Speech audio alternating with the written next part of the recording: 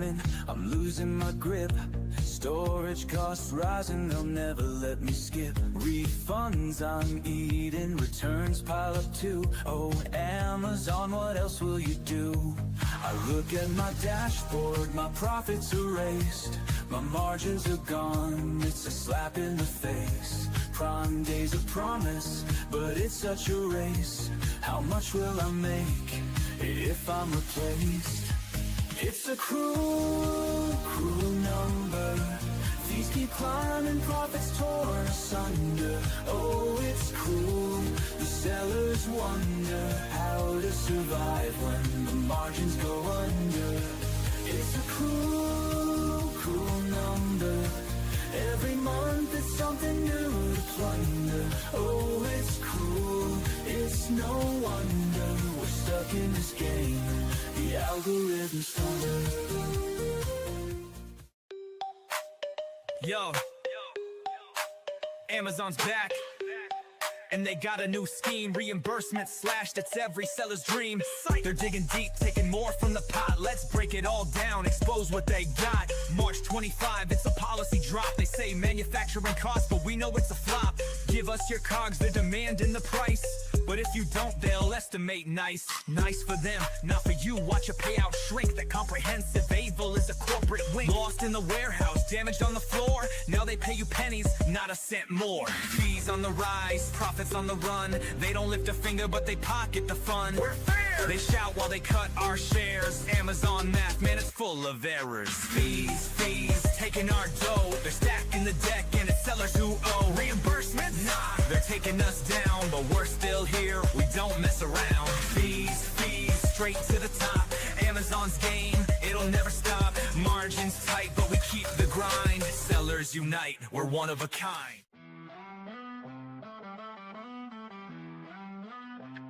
I try to sell my product on Amazon, thought it'd be a breeze. But little did I know I'd be stuck with seller support disease.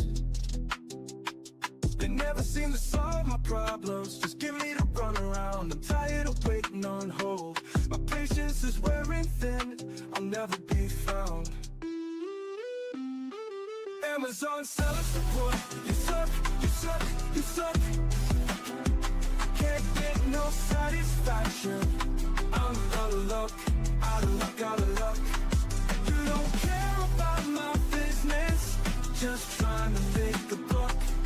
Amazon seller support, you suck, you suck, you suck. This one's for the sellers on the grind, getting left on red, wasting all their time. I hit up support, got an auto reply. Thanks for your patience, man, I wanna cry. Inventory lost, my margins are toast.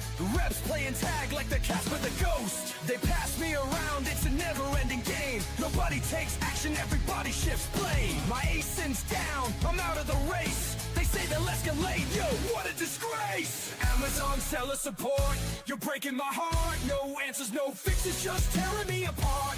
Hours in the queue, stuck in the dark. Amazon seller support, you're missing the mark. Amazon game plan, that is the key. Seller Central dashboard, that's where I be. Analyze the funnel, see what we lack, then we optimize. Sellers know it's a fact. I get it poppin', you know that it's lit. Climbing the rankings, ain't no room to quit. I check the data, they notice the stats. I keep the method, that's how you adapt. Metrics are showing, you know it's our cap. Amazon sellers, it's time to react. I'm about that action, I do this with passion. I got them like, whoa, what is this? Huh, whoa. I don't know, dude.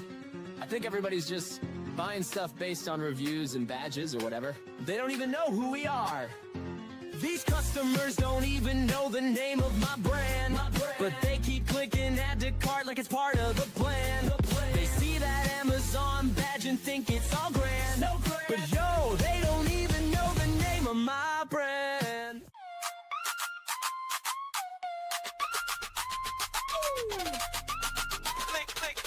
Click, scroll, build your store. Amazon's waiting, what you waiting for? Brand it loud, make it shine. Steven's here to drop the rhyme. Blue tiles, banners, plug and play. Your storefront's live for sell a day. Now listen up, I'm Steven Pope. Amazon guru, I'll help you cope. Step 1, get that trademark stamped. Without brand registry, your Amazon cramped. Head to Seller Central, log in quick. Manage stores tab, yeah, that's the trick. Upload your logo, flex that style. You're about to make Jeff Bezos smile. Where pick a template, marquee or grid. Drop your tiles like a branding whiz. Hero image, big and bold. This store's gonna glitter like digital gold. Flex, scroll, build your store. Amazon's waiting, what you waiting for?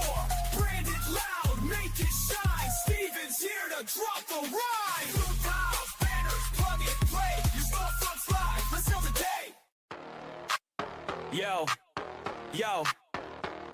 In the trenches of the Amazon game, trying to survive while it's driving me insane. Nobody warns you, they just claim it's passive income. Nah, it's pain. I'm sitting at a birthday, laughing, chilling, next to a newbie Amazon seller spilling. She's like, Prime so smooth, it's a killer. Then tried to sell, now she's stuck in a thriller. Finding products, yeah, that's the first grind. Scrolling Alibaba, losing my mind. Sample suck, manufacturers decline. I'm like, dang, how's anyone doing this fine? Ship it in, pay for the bubble wrap, but they ship glass bottles in padded crap. Now I got hot sauce leaks, refund stack, customers pissed. Man, I'm under attack. Amazon's a beast, it's a fight, no peace. From SEO to PPC, the hustle don't cease. Think it's passive? Nah, you better increase your tolerance for chaos or face defeat. Trademark wars, brand registry's a scam. They banned my brand, now I'm in a jam. Listings yanked, products ranked and tanked. Lost dogs in the catalog, my account shanked. Now let's talk ads, it's a rabbit hole. 1,000 hours deep, man, it's taking my soul. Weekly negations, bulk sheets for control. Excel's my new weapon, but it's taking its toll. SEO's no joke, keywords in the game. All text, A+ content, playing insane. Lifestyle shots, avatars for fame, but the CTR's low. All products look the same. Amazon's a beast, it's a fight, no peace. From SEO to PPC, from SEO to PPC, the hustle don't cease. Think it's passive? Nah, you better increase your tolerance for chaos or face defeat. Let's go to Mac School. To Mac School. Class is now in session with Professor Pope. They got the SOP, cause Professor Pope wrote the recipe. Helping Amazon sellers grow sales exponentially. Amazon's a jungle, but we map the strategy. Brand strategist playbook, it's a guide to victory. Troubleshooting catalogs, you know we got the answer key. Boosting all your rankings, turning sales into a legacy. SOB so deep, you think we studied at Mac School. Every step we follow leads to growth, yeah, it's a golden rule. Stuck on keywords, we'll find the ones that work the best. Using Helium 10, strike distance keywords pass the test. Incremental indexing ensures the listing set to rise. From the back end to the bullets, optimization hits the skies. Brand store creation, yeah, we make it shine and flow. A+ content design makes conversions overflow. Need your images on point, best practices in the plan. All text and photo rules ensure your visuals command. SEO meets PPC, it's balanced, every step aligned. We'll construct the MKLs that drive rankings over time. Budget caps and bid adjustments, no more wasted spending. Segmentation builds campaigns that sellers can defend. Got a hijacker, no problem, we'll file to take them down. Review request in action, 5-star ratings come around. Flat file updates, market share reports, it's all in reach. Professor Pope wrote the SOP so sellers learn and teach. Meanwhile, my Amazon guys on the case, fixing up my problems at lightning pace. Ticket escalations, Mag's the boss. Even Amazon says we'll take the loss. Seller support don't know what's up. Passing the buck when the issue gets tough. They're the official team, but they can't comply. So they say, reach out to my Amazon guy. They're supposed to be the pros, but they can't decode policies and tools from their own damn road. I'm paying fees, yet they bring me stress. But Mag turns my chaos into pure success. Seller support reps, they throwing shade, but then admit, yo, Mag will get you paid. Third-party agency taking the throne, while Amazon fumbles in their own damn zone. Seller support don't know what's up. Passing the buck when the issue gets tough. They're the official team, but they can't comply. So they say, reach out to my Amazon guy. So here's the truth, let's keep it real. Mag's the team with the pro-level skill. Amazon sellers, you know the vibe when support says call Mag. They'll give you peace of mind.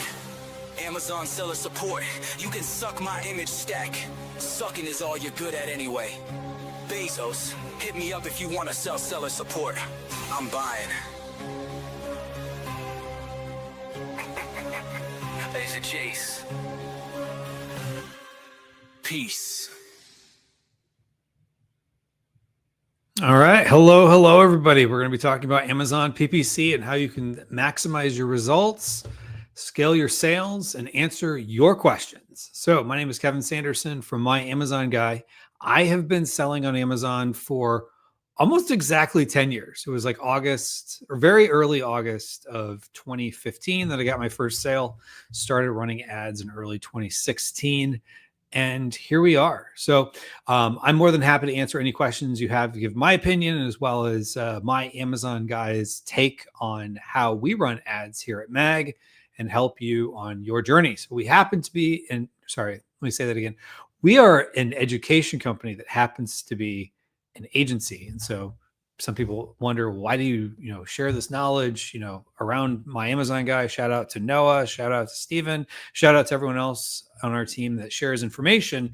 And the reason for that is our founder, Steven, says it's not you versus me, it's all of us against Amazon. Now, we're not literally against Amazon, but we're all trying to figure it out. So we're all on this journey together. So we want to try to help each other out. So just kind of curious, where is everybody joining us from?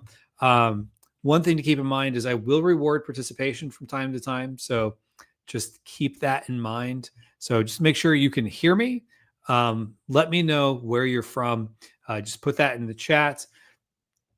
We do have Mahai Andre. Hopefully I didn't butcher your name there. Says hello. So hello to you. Thank you for joining us. We've got P. Ray says, what's the best PPC strategy to launch a new brand, which we'll get into here in just a minute. Mahai Andre says, Romania here. Hello. So thank you for joining us from Romania. Go ahead and email podcast@myamazonguy.com and we'll get you a coupon code for a free $100 Mag School course, as well as to be announced. I guess, I don't know if your product's to be announced. You're going to be announced. Something's going to be announced here. Curious what the announcement's going to be. Boston here. So Beantown in the house. You can also email podcast@myamazonguy.com and let them know that you were promised a free $100 Mag School course by Kevin, and we'll get you hooked up. P. Ray is joining from ESP, also known as Spain. España is in the house. So glad to have you here joining us from Spain, P. Ray. You can also email podcast@myamazonguy.com and we will get you a free $100 Mag School course. Y'all are going to notice a theme here. James, this is just for people who are live, by the way. So if you're joining us on the replay, make sure to join us live. James says, I'm James from Nigeria. You can also email podcast, singular, no S at the end, podcast@myamazonguy.com. We'll get you a free Mag School course. David Bermudez is joining us from Miami. He's Venezuelan. There's a lot of Venezuelans joining us, or a lot of Venezuelans in Miami, I should say. So glad to have you joining us. David and I are sort of neighbors, about an hour and a half to 2 hours north, depending on what part of the 305, which is kind of a nickname for the Miami area, dubbed by Pitbull. If you're familiar with Pitbull, the artist. That sounded very strange the way I just said it there. Anyway, then we have to be announced, says, my name is Pablo. This is my DJ account. Haha. Oh, gotcha. So David, you can also email podcast@myamazonguy.com. Jay Jr. is joining us from the Philippines. Hello. Thank you for joining us. I know it's late over there. It's probably like midnight. So thank you for joining us. You can also get a free Mag School course by emailing podcast@myamazonguy.com. News.Krimis says hello from Germany. So guten Nacht. Hopefully I said that right. Good night. Or maybe hopefully that's a greeting. Because oftentimes in the US, when we say good night, we mean like goodbye at night. Like have a good night before you go to bed. So anyway, thank you for joining us. You can also email podcast@myamazonguy.com and get a free $100 Mag School course just for joining and participating. And then Salman Malik says Pakistan here. So we've got, you can also email podcast@myamazonguy, Salman. So everybody who participated here, all you had to do is say where you were from. You're going to get a free Mag School course. And for those watching the replay, thank you for humoring me and all that. You may have already skipped ahead to the questions, which we'll get into here in just a moment. But make sure to join us live because you never know what we're going to give away. So lots of fun, exciting stuff happening here. We've got Romania, Boston, and the Massachusetts, in the Northeast United States. We've got Spain, we've got Nigeria, we've got a Venezuelan in Miami, Florida. We have Philippines, we have Germany, we have Pakistan. We have got a very international audience. So I'm excited for that. So we're going to share some strategies that work regardless of where you are in the world. And if you're selling on Amazon, these should work, especially for Amazon.com. They should also work in other marketplaces. You may have to adjust a little bit. But with that said, let's go ahead and get into some questions. If you have questions, drop them into the chat. The best way to get your question answered is to ask it early. So I already have at least one question, maybe more, already in the chat. One thing to note is it's kind of like high school. If you remember at high school or college, the teacher, the professor says, does anyone have any questions? What does everybody do?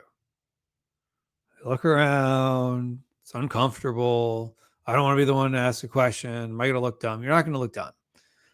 Just don't say, like, what is the best strategy for PPC? Give us something specific, and we will give you a specific answer.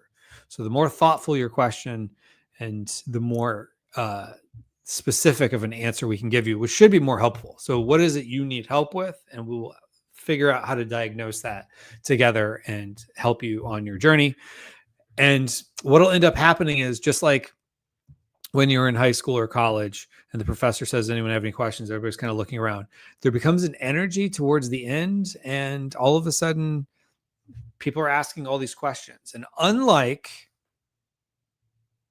your high school or college, where people start asking questions, it's the people in the room, the algorithm will pick up, oh, there's more engagement, and will send more people by notifications to join said live stream. So it gets busier and there's more questions towards the end. So if you want your question answered, go ahead and ask it now. So, all right.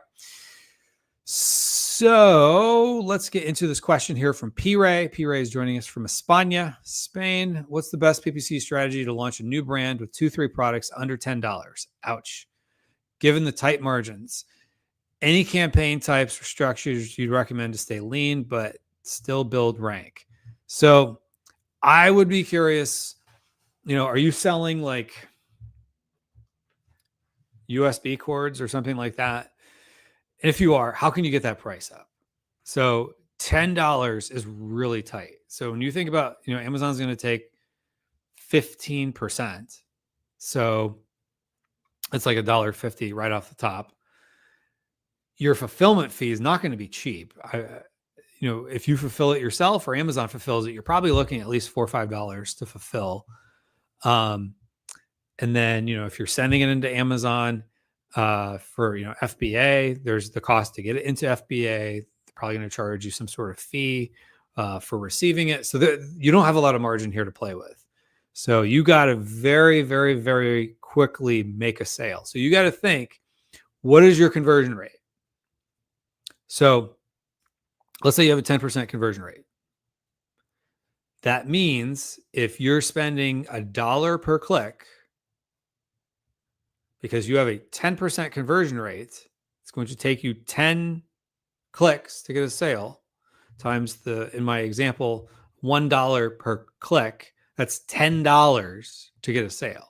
Now, if you have 50-cent clicks, that's 10 clicks times 50 cents is $5 per sale. Hopefully that math made sense. So you're going to have to figure out a way to improve your conversion rate. So if you have a 20% conversion rate, that means you have 5 clicks to get a sale. So at 50 cents a click, which may or may not be realistic depending on the niche you're in, you're now looking at $2.50 a sale, which is better. So you're going to have to really look at, how do you have, is your A+ content super dialed in? You're going to have to look at probably going after more long tail keywords. Like, for example, if you're selling USB cords, don't just put like, USB-C cord. Is it, USB-C to USB-A cord? Is it the length? Is it the color? Is it the style? Like, you may have to have some fairly long phrases to get there. Oftentimes the longer phrases are a little or less expensive than the shorter phrases, and they may not get as much traffic, but it's more relevant. So you may have to start there. So I would work on, how do you get a better click-through rate? Because Amazon will oftentimes reward you as well. And that's something I didn't mention before because I was talking more about conversions. But if you have a better click-through rate, so a better main image, you're going to be more likely to have a better cost per click. Because if you think about Amazon, they're agnostic to who gets the sale. They just want X number of people are searching for teal pens, and they want to see which teal pens are going to be more likely to get the sale on the other end. So they're going to reward those with more impressions, more clicks. Because at the end of the day, I believe, although no one ever really says this, it really comes down to CPM, which is cost per 1,000 views. You can kind of break it down that way, is that your cost per 1,000 views is what Amazon is looking at. And if they're not getting revenue per CPM, they're not going to show you. So the better your cost per 1,000 views or your cost per click is going to depend on how much people are clicking on and buying. So you want to start out with a really good main image, which, why don't I go ahead and give some examples here? So I'm going to pull up here to myamazonguy.com/img. All right, so let me share my screen just to show you what I'm. Oh, nope, almost clicked the wrong button. All right, so now let's show the screen here. So take this off the screen. All right, so when you think about your main image, people are deciding on Amazon very quickly what to click on. So if you're looking for, let's say, smudge sticks, for example, let me make this bigger. What is more compelling to you, this image or this image? Most likely this image, because it reminds you what you get. It's a 3-pack. Branding is probably the least important there, but at least like those look like mop heads, or like, I don't even know what that is. Even if I was looking for smudge sticks and I could tell, which I wouldn't be buying smudge sticks, but if I was and I knew what they were, like, that's harder to know. Like they have this like doubt in the back of their mind. Is that really what I'm after? This reminds them it's smudge sticks. Like here, like, oh, this is great. So I get like 8 bottles. Okay, so that's good. They're showing the 8 bottles, but what comes in it? Okay, well, here, we're going to show you kale, pineapple, apples here on the side. So you get a little bit there. Now scrolling down a little bit, like this product. What on earth even is that? Is that a pillow? Oh, it's a microwave heating pad made in the USA, which, if you're going to use made in the USA, make sure you can show documentation that it truly is made in the USA. But you see what I mean? Like which would you click on if you're looking for a microwave heating pad? One that reminds you it's a microwave heating pad, or one that just, like, is that a towel? What is it? So if someone is even remotely going to be thinking in their mind, what is it? Regardless of what the other images look like, but does yours stand out more? So you want to ask yourself that question.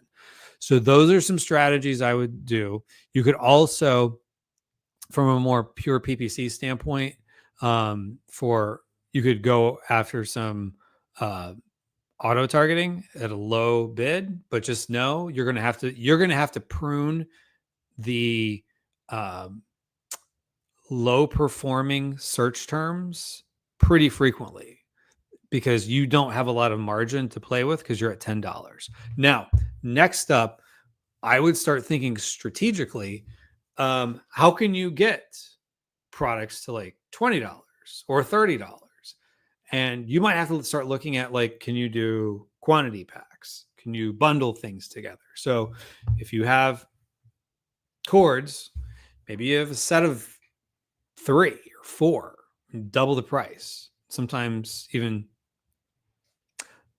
because of the way things work on Amazon, you might actually do better profits to give them somewhat of a deal on price, because depending on the size of this product, your fulfillment fees might not change all that much. So you might actually do more profit per unit by offering it per unit at a lesser price, but bundled together, because your average order value would be higher. So you may want to look into that. I know that's probably throwing a little bit of a wrench in what you're talking about, but $10 is brutally tough. Like, I have some products that sell for like $15 and they do pretty well. But once you start getting below like 10, it's really low. So can you position it more premium? Just be okay with the fact you might make less units sold, but you might make more profit per unit and you might end up being better. Now, initially start off low price just to at least get the initial sales going, and then maybe try to position it premium once you have some reviews, hopefully very good ones. But with that, I wish you luck. So hopefully that was helpful. All right, so scrolling down, again, if you have questions, drop them into the chat, whether in YouTube, LinkedIn, Facebook, wherever, Twitch. I think we're on Instagram. We're on a few different places. So wherever you're watching us on the interwebs, thank you for joining us, and ask your question here in the chat. All right, so next up, Mahai Andre says, what's the best way to reduce wasted ad spend during low converting hours, lower bids, cut budget, or pause campaigns entirely? Any risks to pausing? So you could do day parting. We've got quite a few videos on this channel to get into day parting. I would say just be careful. Like, how much, my question to you is, how much are we talking about? Like, are you spending $1,000 a day and you have a lot of data, or you're spending $20, $30 a day on ads, and, a couple sales during non-normal times might help you. I'm not as huge of a fan of day parting. This might be somewhat controversial, because you never know when the sales might come. It can be beneficial, but I'm not always a fan of turning it off unless you have lots of data to support that certain hours are really bad, and not just low converting, but basically no converting. Like, basically no one ever buys between midnight and 4 a.m. But you never know. So I would just look at it as like, you could cut the budget and, raise it up during better times. But I'm not necessarily the person who's like, oh yeah, all about day parting. I know some people will say it's great, and test it out. Maybe I'm wrong. But I'm not the biggest proponent of day parting. I think there's a lot of other places you can go to cut wasted ad spend, like pull a 60-day search term report and look at your search terms that are different from the keyword you're targeting, and sort by spend, and just go down that list, and anything that you're spending a lot of money on and you're not getting sales, or you're getting sales at like a really high ACoS, start negative exact match, I should say. Negative exact match those search terms from the campaigns they're in, and be done with them. Then the other thing you could do, if you go into the targeting tab in the ads platform, so go into the targeting screen, for the date range, look at two different date ranges. Lifetime, which if you're like me and lifetime goes back 9.5 years, take that with a grain of salt, especially for targets that have been around for several years. But year to date is another one. Year to date is a really good one, because it's at least stuff this year. And see, do you have any search terms that have, high ACoS, like maybe 70, 80, 90+%, sort by largest ACoS going down, and you can just start turning off targets, which would be keywords that you're targeting. And then also look at ones that have no sales, and then sort by spend and start turning some of those off. And you'll find there's a lot of wasted ad spend there. That's where I would go first before worrying about focusing on day parting. But that's my controversial statement. But you will find, if you've not already done what I just mentioned, the 60-day search term report, as well as do the targeting tab for year to date, and then potentially also lifetime to look for high ACoS and no converting keywords. Like there's just no conversions on them. They've had no orders, and sort by spend. You will find wasted ad spend. And that would be my best advice for you to start first. All right. So we got some more questions. We're going to get into those other questions. If you have questions, drop them into the chat and we will get into them. So, all right. Jay Jr. says, I recently applied for the Amazon PPC intern role at MAG. I'm excited about the opportunity and hope to be part of the team. Well, good luck to you with that. So glad you applied. If anyone else is watching and wants to apply, you can go to myamazonguy.com/jobs, which let's see. I have no idea if I have a banner for that. I don't seem to. All right. But that's an easy one to remember. myamazonguy.com/jobs, JOBS. And you can apply for a job at My Amazon Guy. I don't know if we've ever, since I've been here for 2.5 years, ever not been hiring. So if you're interested, apply. We're always hiring. We're always looking for talent. As Steven says, 3 deep to a seat. And what that means is always have 3 people that could potentially do any one position in the company. Now, that doesn't mean if we have, however many people we have doing PPC, which is a lot, we wouldn't just have 3 people doing it. We would have theoretically for every seat in the company that does that job, we would have 3 people that could do it. That is the ultimate goal. And Steven even is, working on people in the company to be able to take over for him. So all things, hopefully were helpful to you there if you're looking to apply for My Amazon Guy, myamazonguy.com/jobs. All right, let's get back to some questions. Where was I? Oh, news.crimies. The bids at Amazon, what they prefer is in Germany, mostly 90 cents. A lot of people say use the bid. Some guys say bottom to top bid strategy.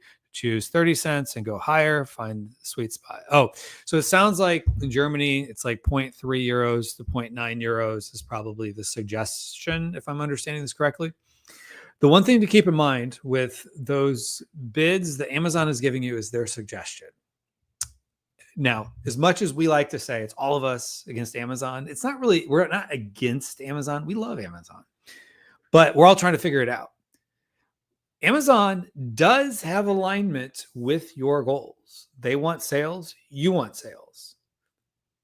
But it's more of an overlap of goals than an alignment of goals. They're not totally aligned. So their alignment oftentimes comes to profit to their bottom line. Yours comes to, sales and profit to your bottom line. But it's aligned, but different. And why I say that is because at the end of the day, they want you to spend more on ads because that's their most profitable part of the company. Totally understand that. I don't begrudge them for wanting to have sales. So you got to look at it as take a little bit with a grain of salt. So I sometimes use their suggested bids. Sometimes I don't.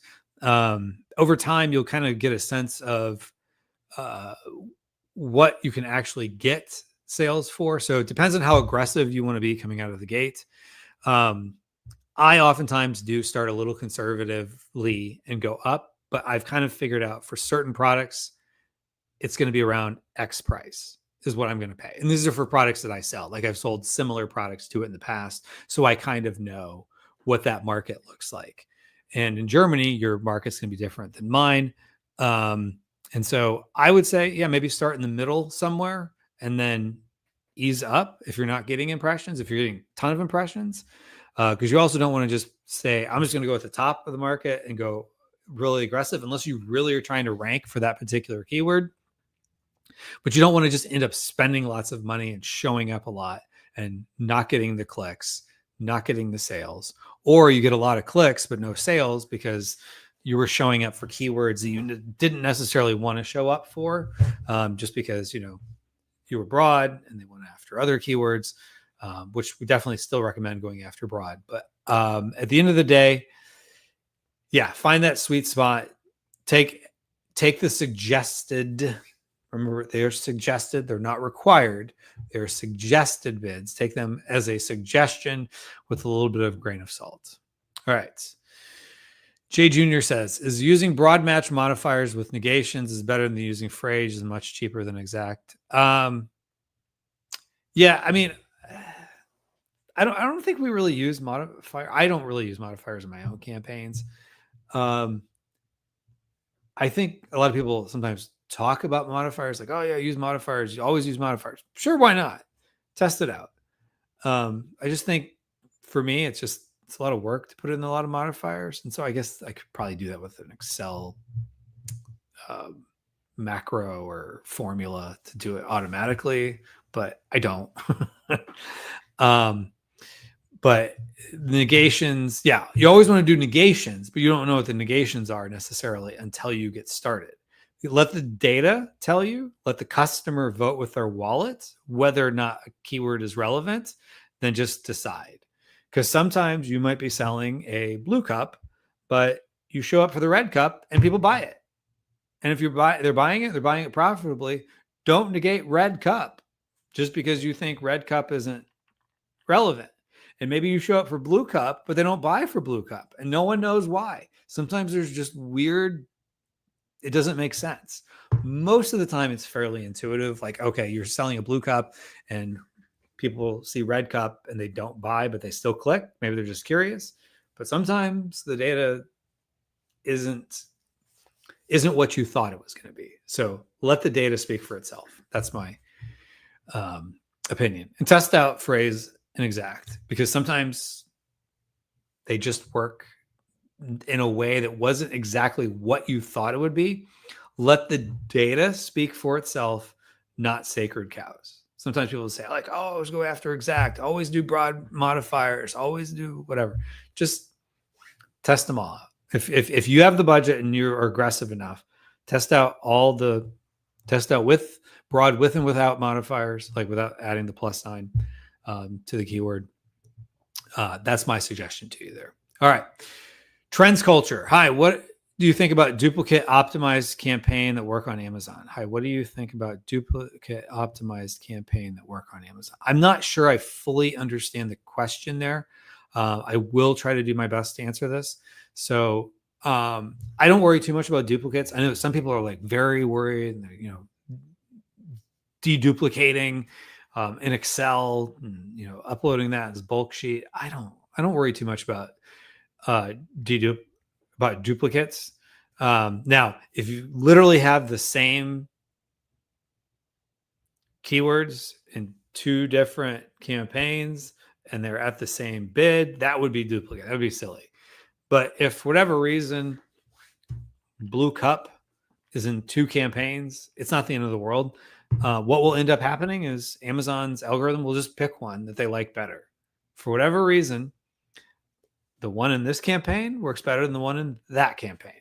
No, there's no explainable reason. It's just the algorithm tends to favor it, and just like I said, whatever the data speaks to works. So hopefully that answered your question. I'm not sure I fully understood what was being asked, but feel free to drop a qualifier in there. News Creamy says, thanks a lot for my batting. Sorry for my batting. No, your English is way better than my German.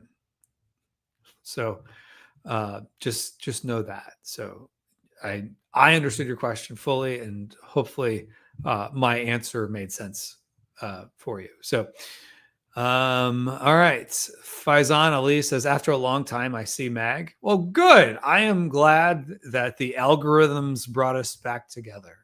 So excited that you're here. So thank you. All right. So next up, David Bermudez, my neighbor in the 305, which is Miami. And we're not actually like neighbors. I have no idea where exactly David lives, other than he's about an hour and a half, 2 hours from me. All right. So it says, I was out of stock for 3-4 months due to tariff delays. Yikes. You are not alone. You are not alone. Trying to index and rank, again, best recommendations. Yeah. So this is a tough one. So, like you don't have coupons at your disposal. That's one thing, is that I have historically liked coupons for this situation, but I'm guessing Amazon's not letting you run a coupon because you don't have sales history to justify lowering your price, or the net price of the coupon isn't lower than however I don't even remember how they word the formula, but most likely you probably can't run coupons. So I would probably do some brand tailored promotions, run a couple there. That will help a little bit. I would be aggressive on pricing, lower your price probably to a point of a little bit uncomfortable, but start getting the sales momentum back.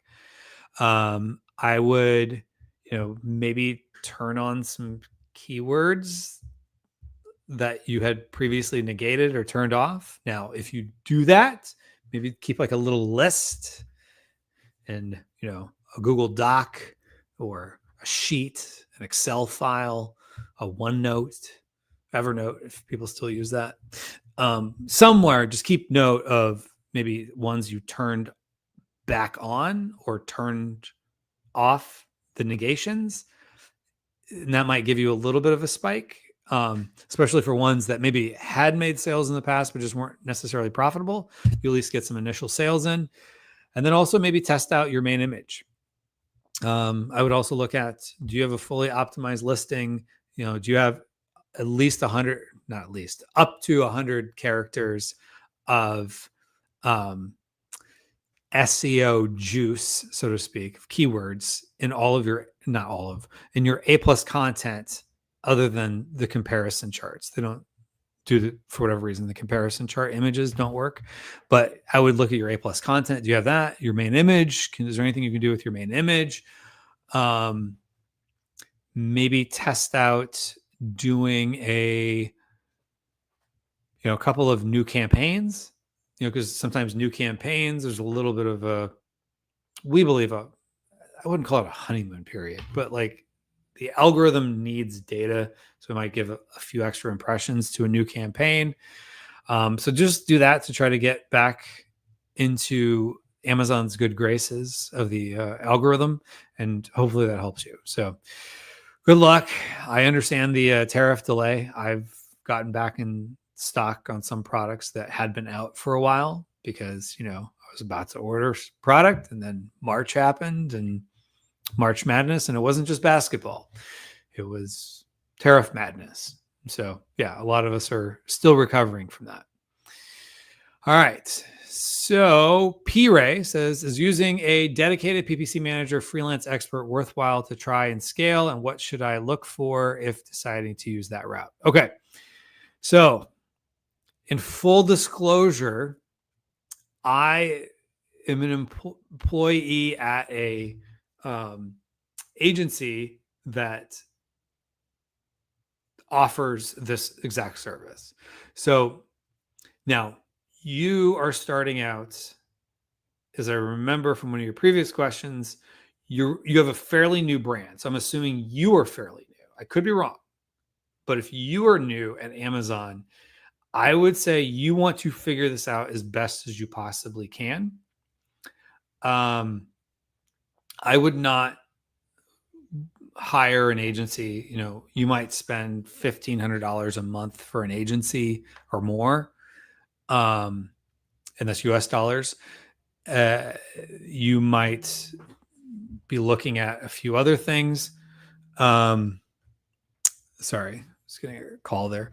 I would say maybe the hard part is there's a lot of really good people out there in the PPC world, and there's a lot of people blowing smoke. And the hard part is if you're new, you're not going to know who's who, and it's going to be very hard to see through like the nonsense. And there's a lot of people that are very good talkers that are not good at PPC at all. I would learn the craft first before outsourcing it. Now, with that said, you might myamazonguy.com/coach. You might get a coaching call with us or some other freelancer or something. If you're on Upwork and you're hiring somebody you might have hired as a freelancer, maybe take a call. There's a lot of agencies that offer free audits. We don't do free audits, but there's a lot of that do. You can pay for my Amazon guy to do an audit for you. You could have somebody, maybe give you advice, like the coaching call, like I was saying, my Amazon guy or some other company that offers coaching calls. You never know. Just get advice from folks out there. But I would learn the craft yourself before hiring someone. Again, that's probably detrimental to the fact that I, again, work at an agency that offers PPC management services. But I think even our sales team would say that. Like, we wouldn't want to take someone on board who, in your case, low ticket products, low margin, you're still trying to figure it out. Now, you might ideally grow that to a point. Not, I wouldn't say might. I hope you grow that to a point. You need our help just because you are so overwhelmed with all the business and all the things going on. Then we would take you in with open arms. But that's, again, my advice. First, learn PPC. Get your hands dirty. You're gonna fail on some things. You're gonna make some decisions and realize that was not good. But that's part of entrepreneurship. You don't know until you get in there and you start realizing some of the sacred cows. Everyone said do this and it didn't work for you. You do something else and it worked great. And that just sometimes happens. Maybe the best practices people shared with you did work. Maybe some of them worked, but not the way you thought they would. But you will learn so much by doing. All right. So let's get into some more questions. Oh, if you have questions, drop them into the chat. We are about 2/3 of the way through this live stream. So I've got more questions. I probably can get to everyone's question that's asked now. I might be able to get to your question if you ask it now. But if you want to be guaranteed to get your question answered, drop it into, or I can't guarantee. If you want to be more likely to get your question answered, drop it in now. Because if you drop it in right before we leave and we got more and more questions popping in, I probably won't be able to get to it. So, all right. To be announced says, I launched a wet wipes brand, wipes for daily hand hygiene, and a makeup remover wipe that'll be available next month. What daily budget do you recommend for my first campaign, and what should my bid be? That is a very good question.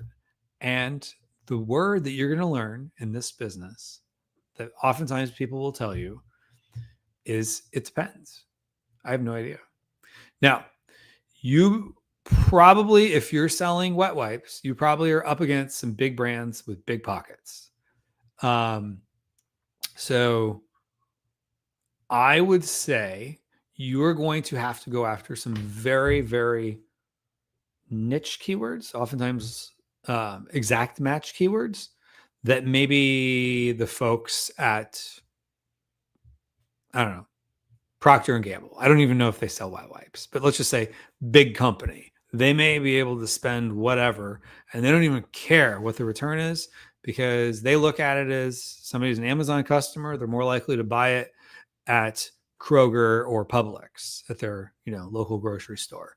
They may have these correlations that we would never even think of.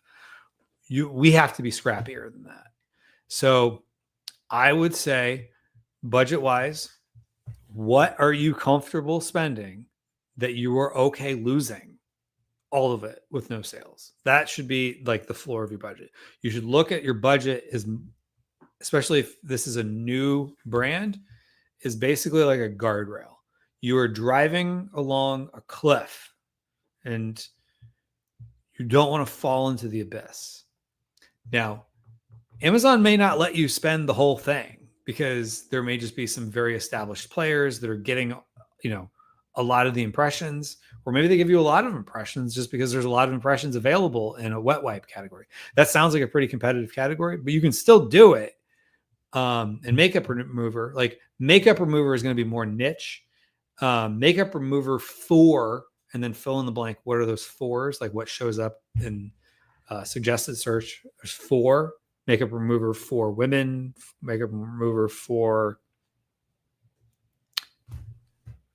mascara or something like, it's longer tail. The big dogs of the world tend to ignore long tail keywords a little more. So you can oftentimes get them at a discount, and oftentimes they convert more because they have more search intent.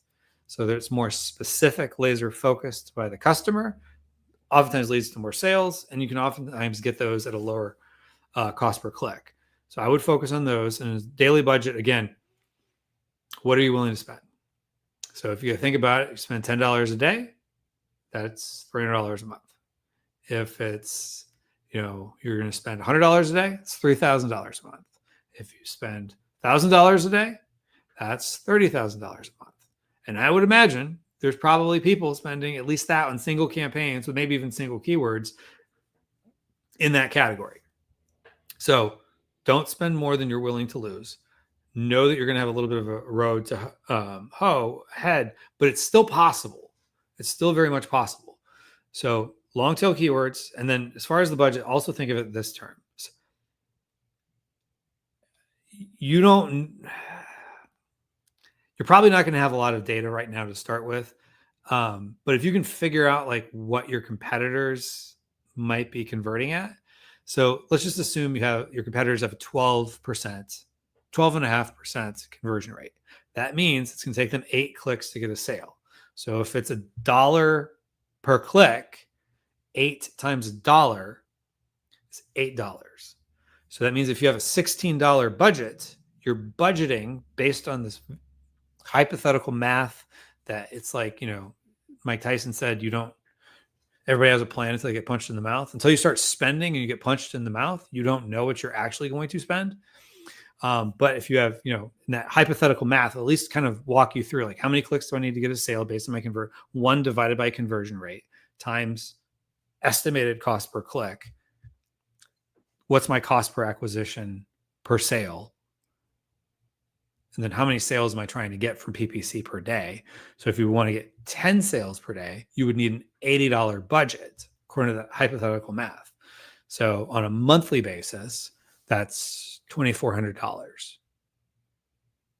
Yes, just making sure I did the math there right. So just, again, what are you willing to spend? Especially when it's new, you don't know. It could be a disaster or it could be great. Because when it's new, you're going to make decisions that you will not make 6 months from now. You'll be like, oh my gosh, I had no idea that keyword wasn't going to work. Or, oh my gosh, that keyword went gangbusters. I wish I found it sooner. You just never know. So what is your cost to acquire a sale? How many sales are you hoping to get? That's going to at least point you in the direction of budget and hopefully maybe a little bit outside of your comfort zone, but not so outside of the comfort zone. You're like, I don't know how to pay mortgage or rent. That's my advice. Oh, and then it's makeup remover for sensitive skin, makeup remover for brushes, makeup remover for waterproof mascara, makeup remover for dry skin. Okay, good. So you are thinking in terms of long tail keywords. Look up all of them and make sure that the makeup, the totality of all of the products on the search detail page or in the search results page, the SERP, make sure that all of those still kind of make sense and are similar to your product. Like it's not all of a sudden like it's a completely different type of product, which might mean it's a different audience, a different, potential customer, which sometimes you wouldn't have got from thinking through that. So just be niche and be scrappy. All right. But it sounds like you're off in the right direction. So that's good to see. All right. So Safi says, what's the best way to manage PPC for Amazon listing with 2 variations? What's the best way to manage? Oh, I think it's just probably. Oh, then it's also the best way to manage PPC for 2 variations. It is recommended to run PPC campaigns for both listings separately. So at the end of the day, they're just going to show one on the search results page. So like that shows up like if you have variations, it's like one product is going to show up. I would say there's a couple different ways you can look at this. So let's say you have color variations. Let's use color as an example. Probably the best way to do it is do one with like the primary keywords that are color agnostic, that don't make a difference to the color. Put those in one campaign or however many campaigns and have both keywords in there. Both products in there. This might be a little bit controversial. Let Amazon's algorithm pick whichever one they like better. And which one do they like better? The one that's getting the sales. Whichever one's getting the most engagement, the most sales, engagement, by clicks, add to carts, purchases, ICAP. It's going to get the most I in ICAP, the impressions. So I would say look there, then create separate campaigns for the more specific ones. So if you got blue cup and red cup, blue cup is getting its own, the blue related keywords are getting its own campaigns. The red related keywords, they're getting their own campaigns. And you're not putting the red cup and the blue cup related keywords campaigns. So you got your very niche specific campaigns to that variation are going to go into a variation specific campaign. And then if it's more broad, let the algorithm decide for you. That's, sometimes we try to out algorithm the algorithm. The algorithm knows. The algorithm knows sometimes this customer likes red stuff better than blue, so it's going to show it. That would be my take. So hopefully that helped you there. All right. Mahai says, if keywords have a 50+% ACoS, how do you know if the issue is bids or placements or rest of search? Should I use lower bids or tweak placement settings first? All right. I would say go into, which isn't going to tell you just data for PPC, but at least help you narrow it down. What the issue is, go to your search query performance report. So go to brand analytics, search query performance report. And then those keywords that have 50% ACoS, look at them for whatever time period, last week, last month, last quarter, whatever. And then figure out, like, relative to your competition, are you doing better or worse for click-through rate, conversion rate? Which is the problem? And then start solving it there. Sometimes just increasing, lowering bids, that's fine. But is it you're not clicking enough? If people aren't clicking well enough, if your click-through rate is low, which it could be anywhere between 0.2 and 2%. But if your click-through rate is below 0.2%, let's just say, that's really, really bad. And that means if Amazon's still showing you, you probably have a high cost per click, because Amazon's algorithm is like, we'll give it to them, but not at a discount because it's not relevant. Now, the keywords that are more relevant, you might get a little bit of a discount. Even though you're willing to spend X, they'll show it at a lower price, because based on the auction, and the auction's not just who's willing to spend the most, because, just bought a new wallet. And if I'm, going after wallet keywords, but I'm selling a blue Sharpie, I will never show up for black men's wallet, or whatever the keyword was, trifold wallet, or I think it was a bifold wallet. I should probably know that. Anyway, whatever I purchased there, I will not show up my blue Sharpie for a wallet related keyword. So take a look and see, like, okay, are your keywords relevant? Is it an issue with the click-through rate, or is it an issue with the conversion rate, or is it both?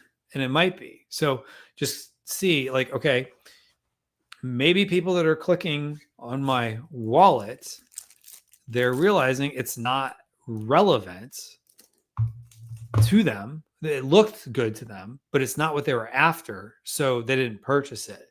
And maybe something was just not clear. So maybe, yeah, you could put something in your bullet points that might help, but honestly, most people don't read it. So we like to say pictures are for people, the text is for robots. So I say that, but there's a lot of people that still read the text. So make sure the text makes sense.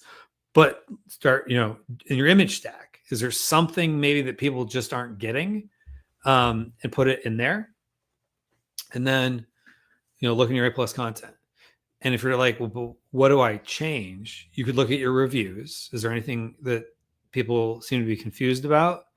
Look at your returns. Is there anything in the return reason that would clue you in, like, oh, they're just not getting this about my product? And if you don't have a lot of reviews or a lot of returns and there's not a lot of qualitative data, look at your competitors. Look at their reviews. Look at their 1-star reviews. If you have a very similar competitor, look at theirs. And also look at their look at their images. Is there something that they're putting out there in their images that's explaining things well that maybe you're missing?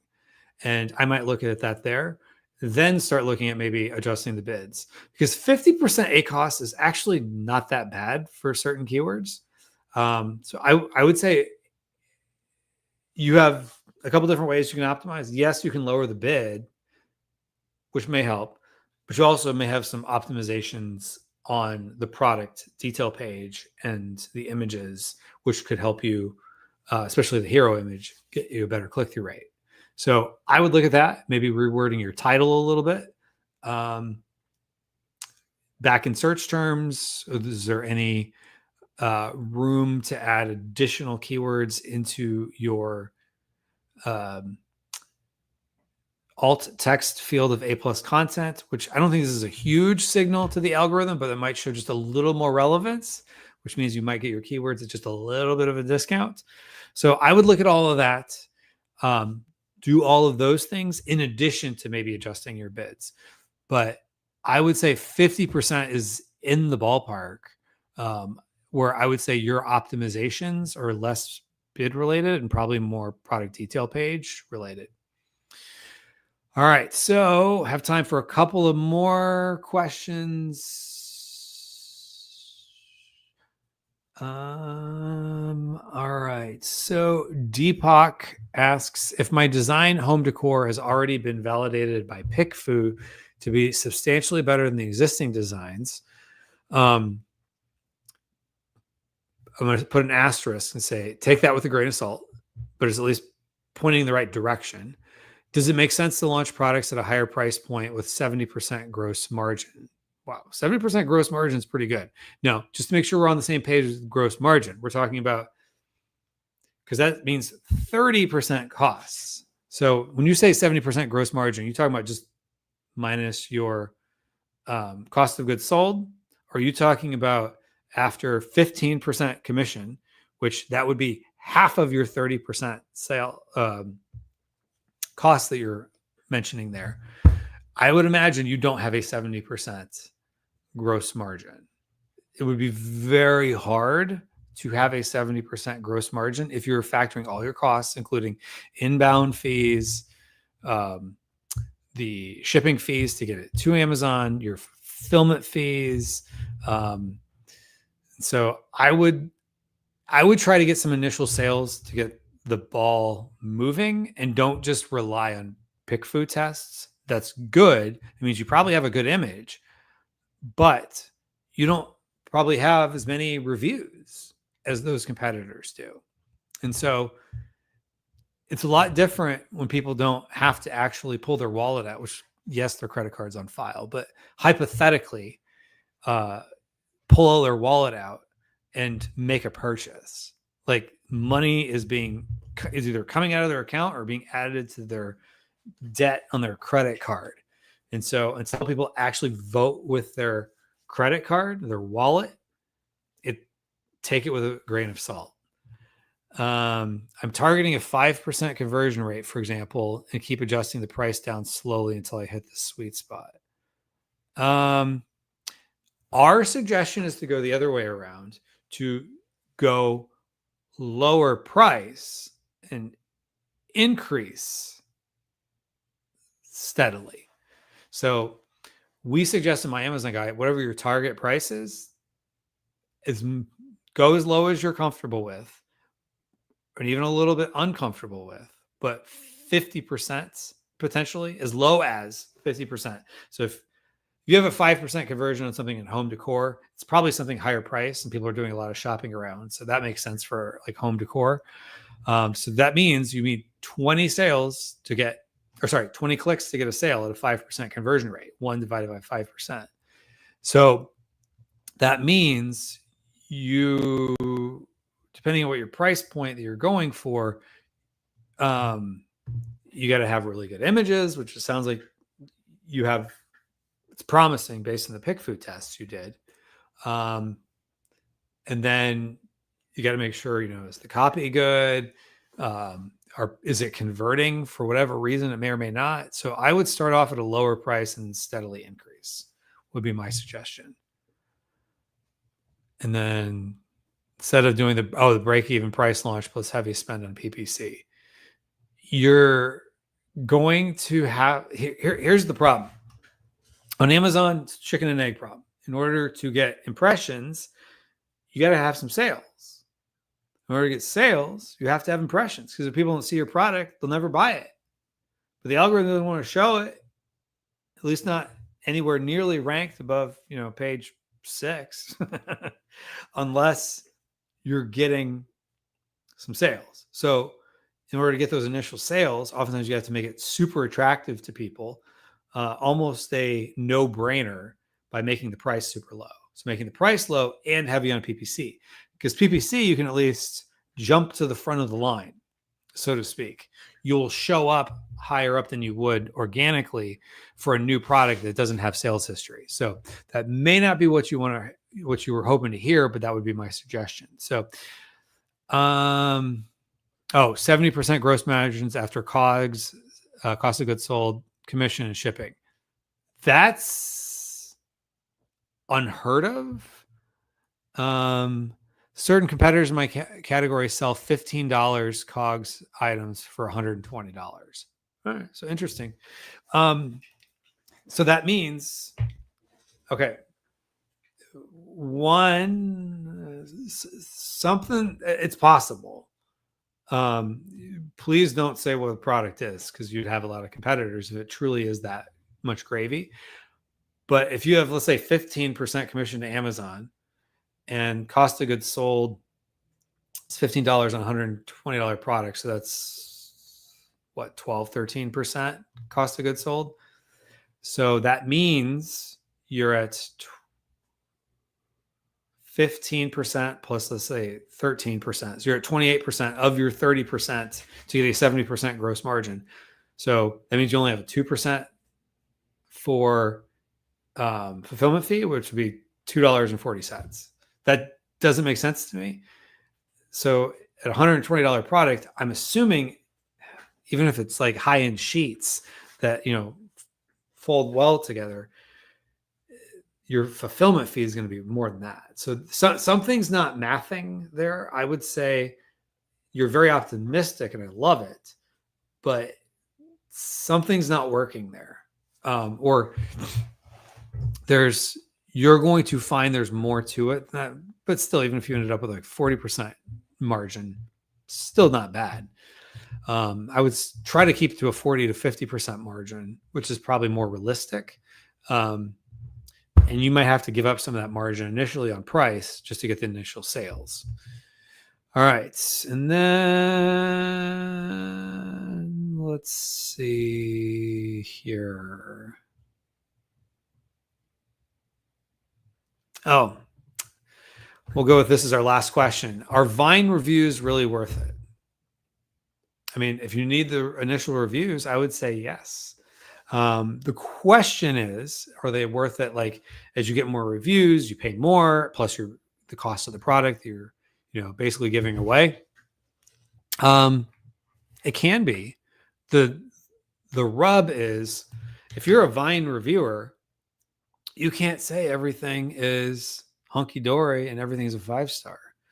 So Vine reviewers tend to be slightly more,